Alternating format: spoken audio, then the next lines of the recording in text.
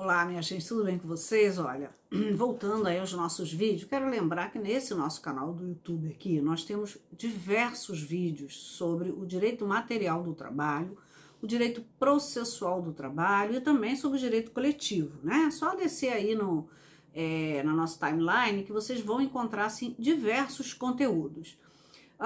E pontualmente nós temos feito alguns conteúdos relacionados a temas que são do interesse de algumas pessoas, de alguns grupos, ou mesmo a partir de alguma aula que é ministrada e que essa aula surge muitas dúvidas.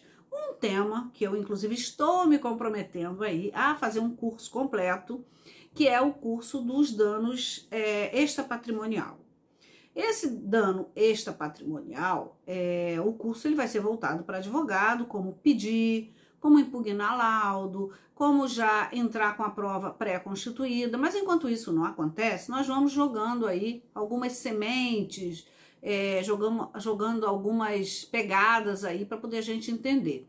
Bom, a grande pergunta que sempre me fazem é: olha, eu fui atacado pelo meu empregador, pelo meu gerente, que me chamou de várias coisas, me disse muitos impropérios, e eu fiquei extremamente aborrecida, e eu queria saber se o nome disso é assédio moral. E aí, minha gente, a gente precisa fazer uma grande distinção que não vai caber só nesse vídeo, então eu vou desdobrar em dois, para dizer que o dano extrapatrimonial, porque tem um dano material, né?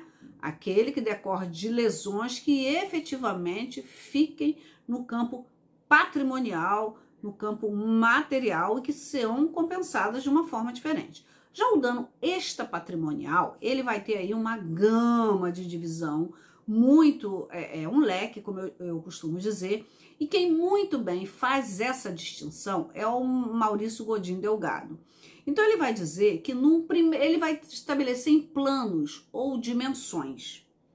Então ele vai dizer o seguinte: num primeiro plano, que eu gosto de chamar numa primeira dimensão, ele coloca aquele dano moral ou dano à imagem que sujeita a uma indenização que está prevista no artigo 5º, 5 e 10 da Constituição Federal. Então eles são aqueles que, em linhas gerais, são decorrentes da discriminação racial, o uso indevido da imagem do trabalhador nas atividades empresariais, toda dor psicológica ou física injustamente provocada, tendo como exemplos procedimentos discriminatórios. O que é um procedimento? O que é um procedimento discriminatório? Discriminar o empregado pela condição sexual, pela condição de gênero, pela cor, pela raça. Isso é considerado um tipo de procedimento discriminatório, dentre outros. Falsa acusação. A falsa acusação, a gente vê não com tanta facilidade, mas nem muito comum, mas por causa daquele dano moral reverso, né? Que é quando o empregador acusa o empregado injustamente de uma falta grave, de furto, de uma improbidade qualquer, de uma falsificação, né? E essa falsa acusação, se ela não for verdadeira ou se ela não for provada, ela se constitui um dano extrapatrimonial considerado aí nesse primeiro patamar. O outro seria um tratamento fiscalizatório degradante ou vexatório. Um outro exemplo dado aí pelo Maurício Godinho Delgado. O que é uma fiscalização degradante ou disciplinar ou vexatório? É quando o empregador pede para olhar a bolsa de uma trabalhadora e o faz na frente de todo mundo, mexendo em pertences, intimidades daquela trabalhadora ou daquele trabalhador. Eu já tive um caso assim e eu ganhei essa ação de reparação por dano moral, porque essa empregada ela foi acusada falsamente de ter furtado uma certa quantia e ela, ao sair da empresa, o empregador pediu que ela abrisse a bolsa, pediu que ela colocasse a bolsa em cima de uma bancada e ela colocou a bolsa e esse gerente, ele abriu a bolsa dela, nessa época era aquela bolsa que abria de uma ponta a outra, e expôs na frente de clientes, era um comércio, todos os pertences dela. Minha gente, eu costumo brincar que em bolsa de mulher só falta ter uma cobra, né? Tem tudo, e mais um pouco. Então imagine aí o vexame dela na frente de colegas e na frente de clientes. Então, esse é um tipo de fiscalização que não pode acontecer. Também a fiscalização íntima, né? Apalpar de forma na frente de outras pessoas ou de forma mais íntima.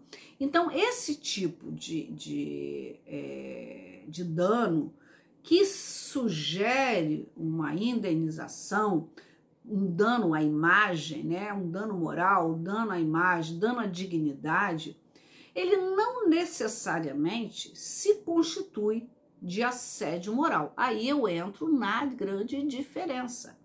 Às vezes, o único ato, ele é capaz de se constituir em um dano profundo. Por exemplo, acusar o empregado, sobretudo se ocorrer na frente de colegas ou de clientes, de que ele agiu com improbidade, que ele furtou, que ele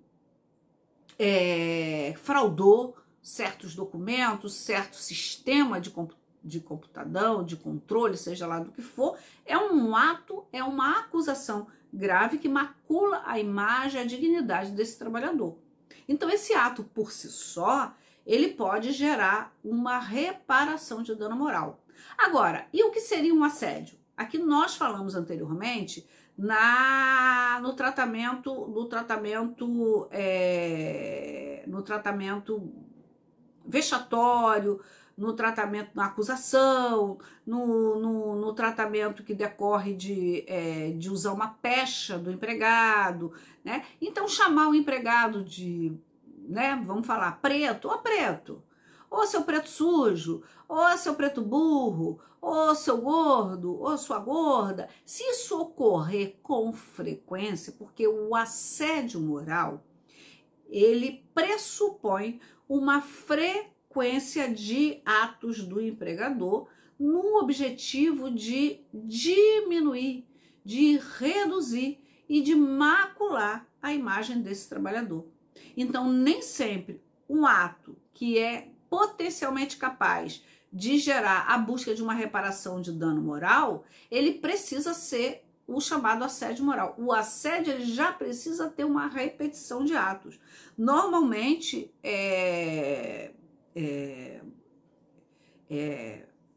esse tipo de tratamento, às vezes, discriminatório, em razão de uma condição, e às vezes não tem condição nenhuma, às vezes o empregado não tem nenhuma, fisicamente falando, diferente de um outro empregado, mas ele não está fora de nenhum padrão social, como se diz, mas ele é um empregado que ele às vezes aceita as ordens, ele baixa a cabeça, às vezes é o próprio gerente superior hierárquico que tem uma forma de tratar agressiva, discriminatória, sempre com xingamentos, então ele usa isso frequentemente, às vezes para exigir o cumprimento de metas, às vezes para mostrar autoridade. E normalmente o perfil do assediador, quando ele usa dessa forma, ou ele é cobrado, mas ele é cobrado indevidamente para que ele haja dessa forma, ou ele é também uma pessoa insegura, tem medo de perder o cargo, a função, o emprego, tá? Então é muito importante que seja